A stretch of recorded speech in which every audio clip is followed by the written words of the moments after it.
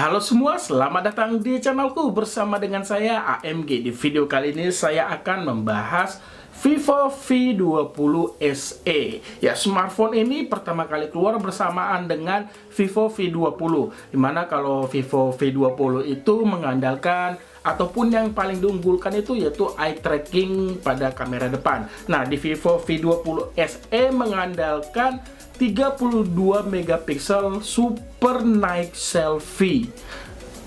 Apakah hasilnya benar-benar bagus? Dan dengan harga jual hampir 4 juta, apakah hanya itu saja yang diunggulkan dari smartphone ini? Nah, semua itu akan saya bahas, sekaligus saya akan memberikan ataupun menceritakan sedikitlah pengalaman saya menggunakan smartphone ini. Salah satu fitur yang bisa saya bilang ya harusnya itu sudah wajib ada di smartphone 3 jutaan ya, khususnya apalagi hampir 4 jutaan, yaitu NFC. Karena menurut saya NFC itu sekarang itu tidak hanya dibutuhkan bagi mereka pengendara mobil, melainkan juga pengendara motor, karena ya sudah banyak parkir baik itu di mall ataupun di stasiun bandara yang sudah menggunakan pembayaran melalui e-money. Nah, melihat keadaan itu, Vivo V20 SE sudah disematkan NFC, dan buat saya, good Vivo.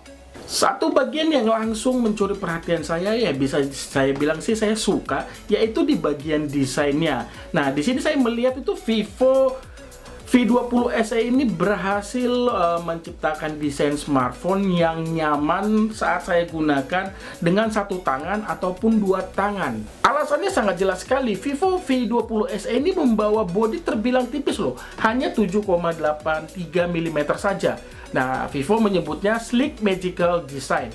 Apalagi nih ya, dipadukan finishing 3D pada sisi kiri dan kanan back cover. Ditambah material polikarbonat membuat Vivo V20 SE terasa pas di genggaman dan ringan di tangan. Jadi benar-benar nyaman banget saat saya gunakan smartphone ini dalam waktu yang lama. Intinya menggunakan Vivo V20 SE tidak membuat tangan mudah capek. Selain aspek kenyamanan, smartphone ini juga terlihat menarik loh, khususnya warna oxygen blue seperti di video ini. Perpaduan gradasi biru muda dan putih memberikan kesan yang fresh. Finishing matte menjaga Vivo V20 SE ini agar tetap terlihat cantik karena tidak mudah meninggalkan sidik jari. Desain kotak hitam untuk menempatkan kamera tidak terlihat kuno, jadi membuat Vivo V20 SE terlihat simple tapi tetap terlihat cantik. Dikarenakan tidak ada sensor sidik jari pada back cover, Vivo V20 SE menempatkan sensor tersebut di bawah layar.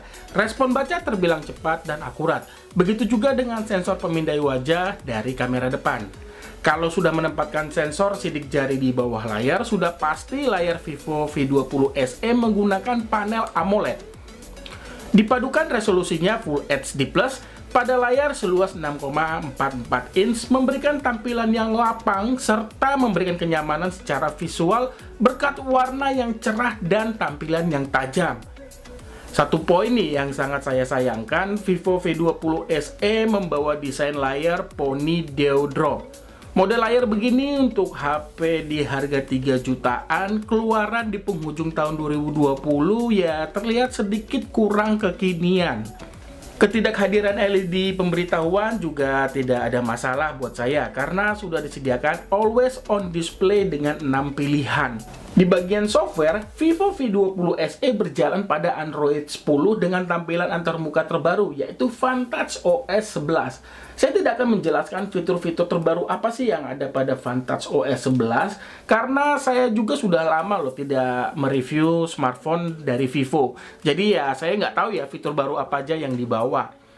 Tapi setelah saya otak-atik dari pengaturan, saya menemukan fitur yang terbilang menarik sih dari Vantage OS. Misalnya, yang pertama itu ada Dynamic Effect. Nah, ini akan menemukan banyak 7 pilihan yang terdiri dari animation dan efek yang bisa dipilih sesuai selera.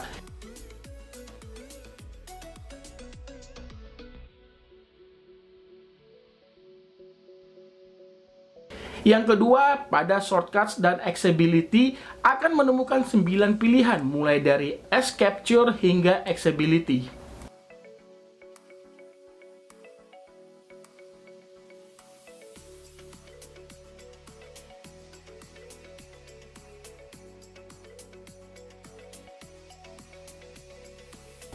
Sekarang saya bahas di bagian performa. Pemilihan Snapdragon 665 ya kalau buat saya pribadi sangat disayangkan banget untuk smartphone yang harganya itu hampir 4 juta ya.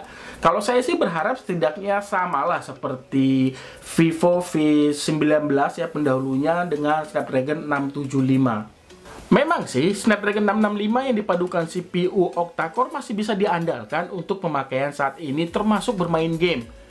Nah, main game di sini bukan untuk kamu yang bener-bener maniak game banget ya, seperti main game PUBG Mobile ya. Walau hanya untuk sekedar fun ataupun happy untuk ya rank gitulah ataupun war dengan teman-teman, game tersebut masih kategori nyaman dimainkan pada pengaturan grafik smooth dan frame rate-nya high. Vivo V20 SE sudah dibekali Ultra Game Mode. Fitur ini selalu saya aktifkan karena kenyamanan saya saat bermain game tidak terganggu oleh notifikasi yang masuk. Selain itu, membuat game yang dimainkan juga terasa lancar karena fitur Game Mode akan mengoptimalkan performa lebih tinggi. Hadirnya RAM 8GB membantu saat melakukan multitasking. Storage 128GB lebih dari cukup untuk menampung banyak foto dan video ataupun file lainnya. Jika kurang, bisa menambahkan microSD pada SIM tray yang terdiri dari 3 slot. Seperti saya bilang di awal tadi ya, setiap seri V itu selalu mengandalkan ataupun yang diunggulkan itu bagian kamera, khususnya pada kamera depan. Vivo V20 SE membawa slogan 32 megapiksel Super Night Selfie.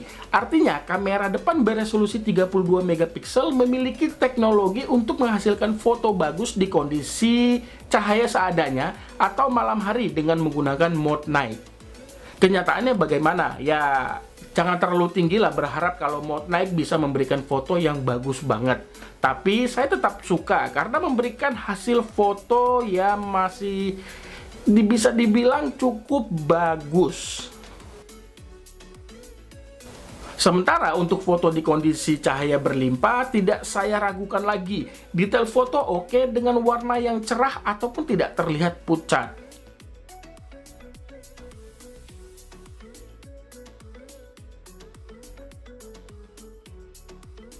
Fitur AI Face Beauty yang disematkan mampu mempercantik foto dengan kadar yang terlihat pas lah, nggak berlebihan. Selain itu, fitur-fitur kamera juga banyak seperti ada filter dan portrait effect. Pada mode portrait saat pilih beauty, ada banyak pilihan postur yang terdiri dari banyak pose yang bisa dipilih. Ini juga bisa diaktifkan melalui kamera belakang. Di kamera belakang, Vivo V20 SE membawa 3 buah kamera, masing-masing beresolusi 48 megapiksel dengan bukaan lensa f1.8, lalu ada 8 megapiksel dengan bukaan lensa f2.2 sebagai lensa ultrawide yang bisa juga dimanfaatkan sebagai lensa makro. Dan yang terakhir ada 2 megapiksel dengan bukaan lensa f2.4 sebagai lensa depth sensor. Untuk mengaktifkan lensa ultrawide, bokeh, dan super makro tinggal pilih melalui lens. Saat lensa makro diaktifkan, kamera akan pindah ke lensa 8 megapiksel. Mau merekam video time-lapse, tinggal pilih saja time interval sesuai kondisi. Kamera belakang mampu menghasilkan foto yang bagus, warna sedikit di atas warna asli objek foto, walau tanpa ada embel-embel seperti yang saya ambil contoh dari merek sebelah itu Chroma Boost. Detail foto juga oke. Di kondisi minim cahaya masih tergolong cukup bagus.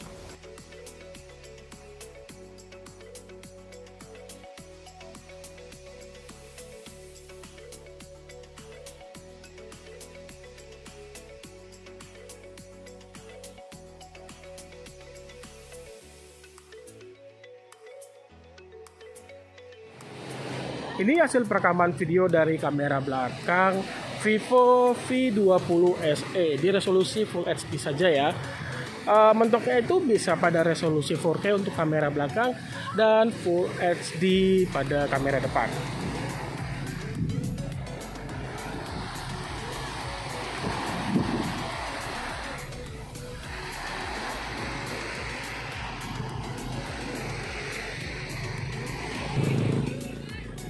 Ini hasil perekaman video dari kamera depannya, resolusinya Full HD.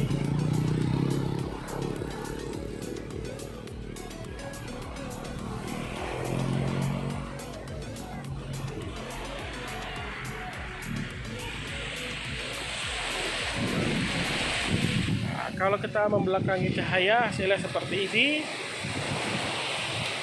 Oke.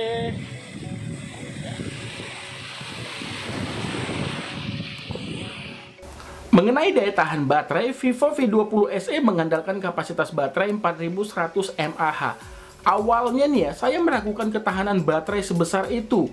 Ternyata ketahanan baterai Vivo V20 SE sangat bisa diandalkan. Dari pengalaman saya menggunakan smartphone ini dengan sesekali bermain game Mobile Legends kurang dari 1 jam, Vivo V20 SE mampu menghasilkan screen on time 8 jam.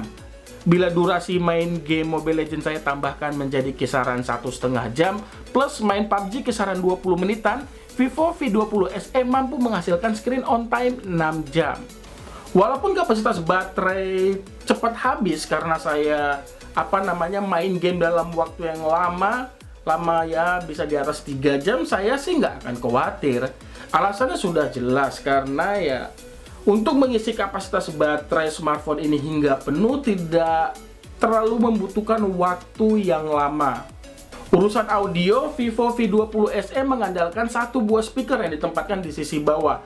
Sekarang masuk kesimpulan. Kalau kamu ingin membeli smartphone di harga 3 jutaan, tapi kamu fokusnya di performa, jelas smartphone ini tidak cocok untuk kamu beli.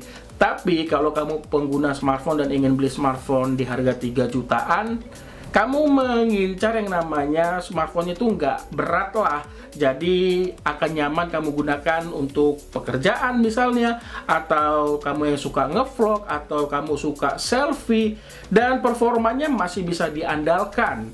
Iya, saya rasa Vivo V20 SE layak kok untuk dibeli. Itu saja yang bisa saya bahas. Terima kasih banyak sudah menonton, dan mohon maaf nih bila ada kekurangan di video ini. Punya kritik saran, jangan ragu untuk menulisnya di kolom komentar di bawah. Sekali lagi, jangan lupa berikan tanda like jika kamu suka video ini. Sampai ketemu di video saya selanjutnya. Akhir kata, saya pamit. Bye!